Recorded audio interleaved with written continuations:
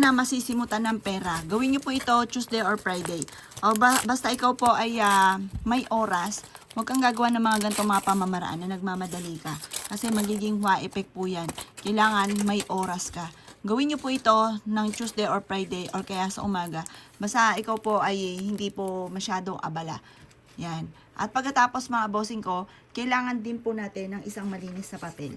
Mainam po yung ating gagamitin papel ay ati pong pupunit-punitin yung mismong gilid po nito para yung presensya po natin ay nadadama ng papel.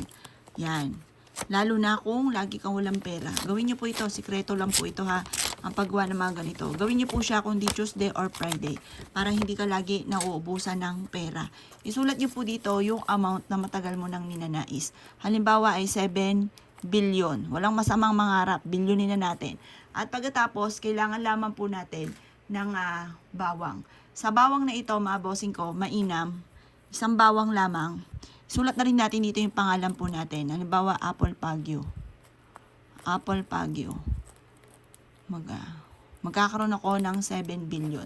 At pagkatapos, mga boss, ito po ay tutupiin natin. Ilalagay nyo po ito sa wallet po ninyo. Gawin nyo po ito ng punong-puno ng pagiging positibo sa buhay.